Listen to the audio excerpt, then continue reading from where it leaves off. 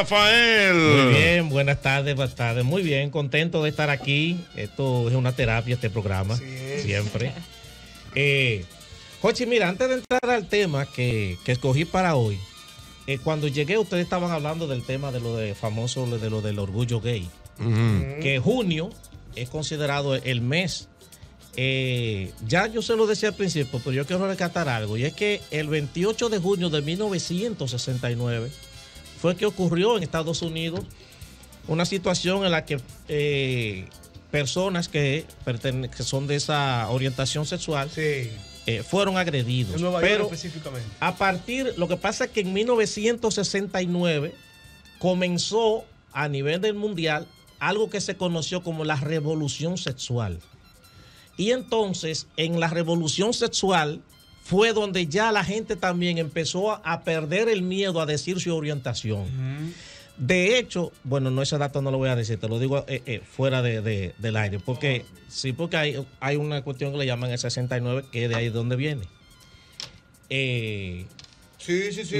No puedo decir una posición. La posición. Entonces, la posición sexual del 69 recibe el nombre precisamente de ese año de la revolución sexual, y porque se entendía de que esa era como la posición de la equidad, porque ahí no había como nadie dominante en ninguno de la posición. Entonces, por eso se le llamó así. Y lo de el orgullo gay, mucha gente que dice que no entienden por qué lo de orgullo, bueno, pero por el hecho de que ya son personas que decidieron perder el miedo y demostrar su orientación sin el miedo a lo que la gente le vaya a decir, ni nada de eso. Mira, y un dato interesante. Y la expresión de salir del closet fue en 1869 que se... ¿De dónde viene eso, Rafael? Quien primero la utilizó fue un alemán, no recuerdo ahora el nombre de él, porque imagínate, alemán, pero fue en 1869. Y él utilizó el tema de que salió del closet como manera de decir que al cuando tú sacas la ropa y te pones una ropa nueva, entonces ahí él utilizó como metáfora esa cuestión. Pero fue 1869.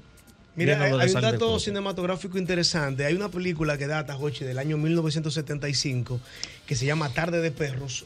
Los que son cinéfilos la han visto, donde está Al Pacino y Frank Pearson, que es un asalto al banco, pero trata de la relación de dos personas homosexuales. Esta película sale al traste luego de esta revolución de la sexualidad que hubo en Nueva York, específicamente en el año 1969. O sea que hubo movimiento hasta en el cine luego de ese movimiento. Es que sí fue así, porque en el 68 el Mayo francés fue una revolución de la juventud, y en el 69 la revolución sexual. Bueno, mira, vamos a mandarle, antes de entrar en materia, un saludo para don Charlie San Miguel, que está en la rosticería, están viendo el programa. Y también la querida Kenia desde España. Sí, Kenia ya mandó y todo. Sí, saludos. Y ahí me escribió ahora por WhatsApp de que nos está viendo. Qué bien. Cuéntame, Rafael. Oye, yo quise hoy tomar un tema, lo que yo llamé como algunas curiosidades de los barrios. Aquí, los barrios de la capital, sobre todo en la zona norte, en el surgimiento de los barrios hubo como tres cosas que influyeron. En primer lugar, lo que fue un proceso de ampliación por parte de Trujillo, de la capital, de la parte urbana. Un proceso de urbanización de Balaguer, pero entonces Balaguer trajo un modelo económico diferente, que fue la industrialización. Balaguer entendía que la agricultura ya como modelo económico se había agotado.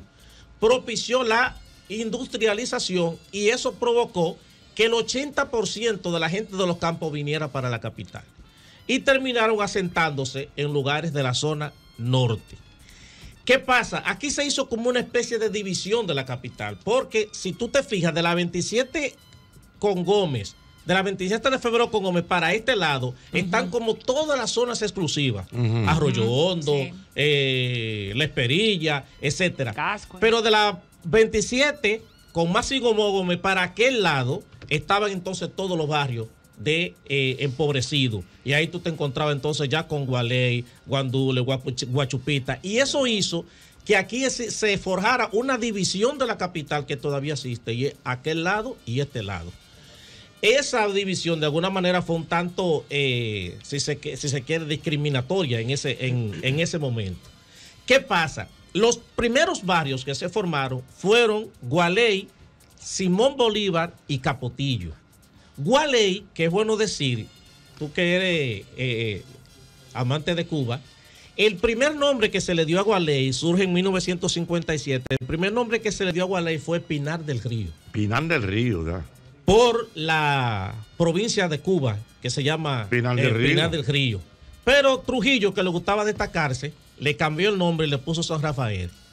Y ya después que mataron a Trujillo, gracias a Dios, entonces le pusieron el nombre de Gualey. Entonces, cuando hablo de curiosidades que se ven en los barrios, sobre todo, me voy a referirme a tres cosas básicamente. En primer lugar, en los barrios nosotros solemos ver muchos zapatos y tenis colgados en los alambres. En el tendido eléctrico. Sí. Surgió en Nueva York un modo de protesta que se conocía como el chusfiti.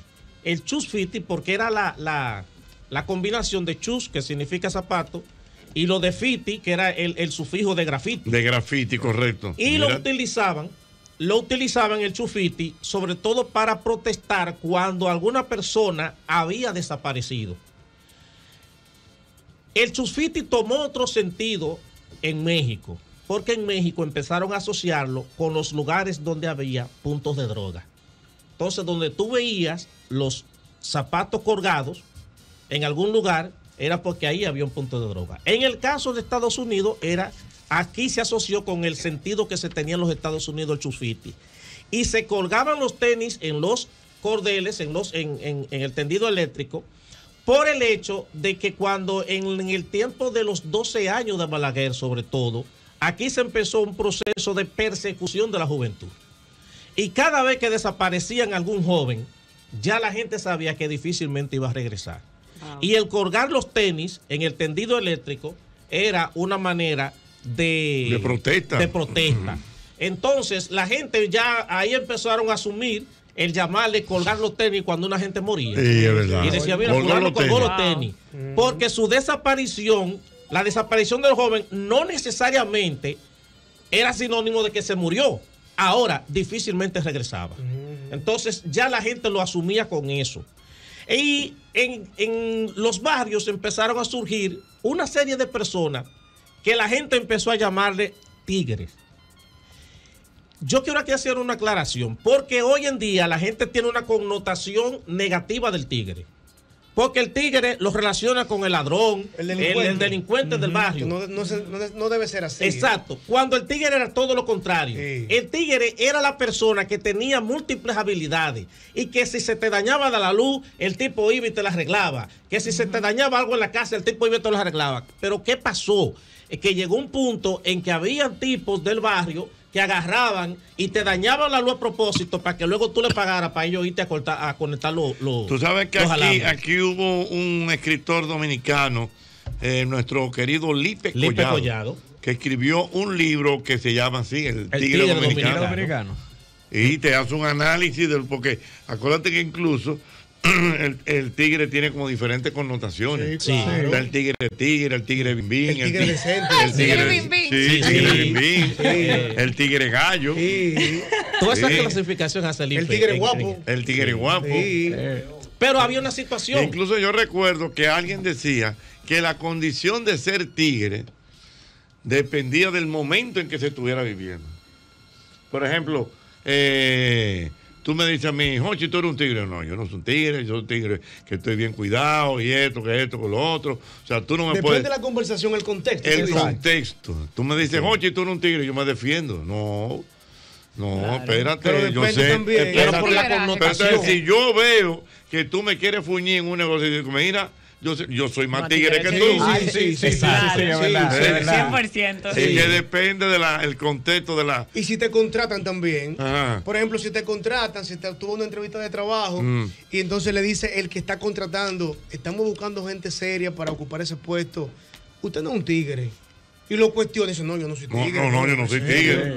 Pero si te están contratando para tú apagar un fuego en una empresa, y dice, yo necesito un tigre aquí,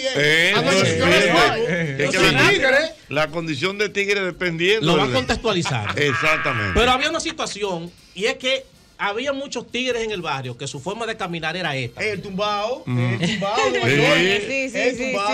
tigre. Y ahí se asoció de que ese era. Yo sé el camino así. Ese era pero tú sabes por qué caminaban a zumbao.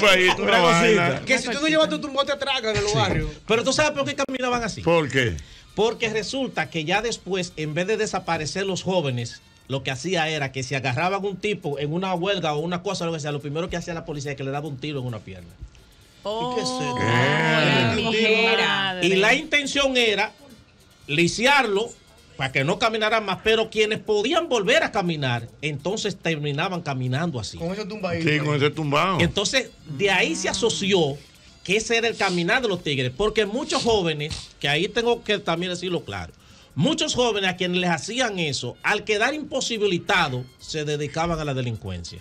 Muchos de ellos lo hacían como una manera de rebeldía.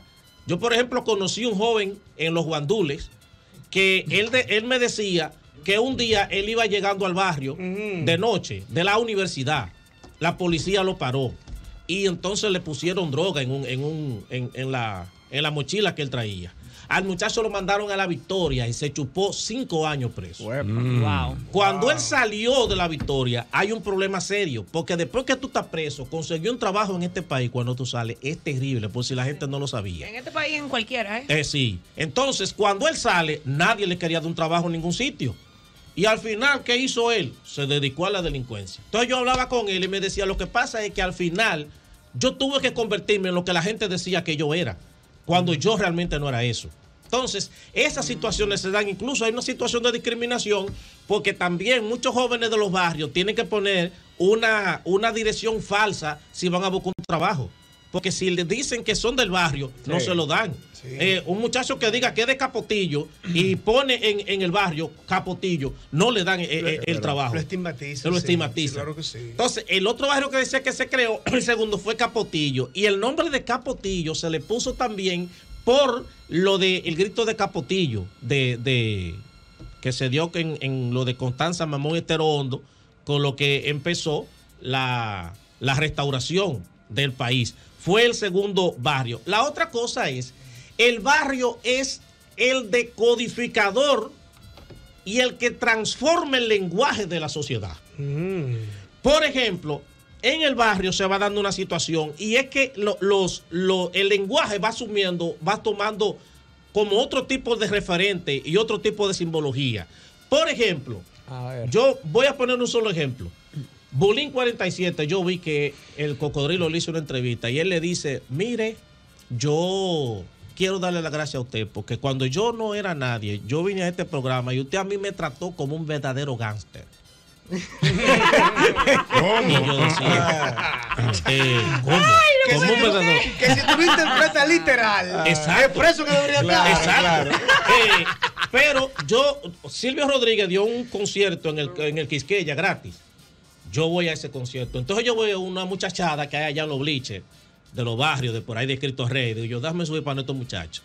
A ver qué están ellos aquí viendo de Silvio Rodríguez. El punto yo, ¿de Silvio Rodríguez? Sí, que dio un espectáculo gratis en el Quisqueya en una ocasión. Okay, cuando José Antonio Rodríguez era okay. Entonces, los muchachos están en los bleachers, unos muchachitos de por ahí, de Cristo Rey, yo déjame hablar con estos muchachos, a ver qué saben ellos de Silvio Rodríguez. Cuando yo subo, le pregunto yo, ¿y les gusta esa música? Y me dice uno, no, ese tipo es un sicario. Sí. Digo yo, sí, ajá. De Silvio Rodríguez. Sí. Digo yo, pero un sicario. Y yo, pues tú no oyes la letra que ese tipo tiene. Este tipo tiene una lírica increíble, pero oye la expresión que usa, que es un sicario. Entonces, todos nosotros sabemos lo que es un sicario, pero para ellos, el concepto de sicario lo cambiaron. Entonces, por ejemplo, si tú te fijas hoy en día, quienes han ido poniendo la pauta del lenguaje que aquí se habla en la música urbana. Sí, cierto. Y han modificado al punto tal de que quien crea la cuestión de los guau es Rochi, RD. Igual un chico anda bien vestido y entre ellos se dicen que fulano está bien capo. Como sí, si fuera, exacto. Entonces, esa simbología, todos esos conceptos que eran negativos, ellos los han transformado y ahora tienen una connotación diferente porque el sicario es el tipo que tiene habilidades. Sí, claro. El tipo que en la cancha es el que mete toda la bola en la cosa. Ese tigre es un sicario, la mete todita, etcétera, etcétera. Sí. Entonces,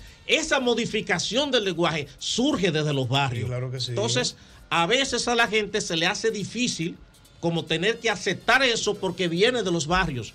Pero quieras o no, el barrio es el referente de donde se modifica toda la realidad. Es verdad, sí, el barrio es el barrio. Muchas gracias, mi querido Rafael. Rafael, ¿dónde la gente te consigue? En Instagram, @aprendo con Rafael. Muy bien. Ahí me pueden seguir. Alex, ¿tú quieres decir algo? Un chistecito sano. Vamos a ver. A propósito del orgullo gay, un niño que le dice a la mamá, acabo de encontrar una cucaracha gay en mi cuarto. Y le dice a la mamá, pero ¿y cómo tú sabes, mi hijo, que es gay? Y le dice, porque salió del closet. Bien. Sol 106.5, con la mayor variedad de contenido, información, entretenimiento e interacción en una sola estación. Cobertura total, disponible para ti en la radio y en las plataformas digitales. Somos Sol 106.5, la más interactiva.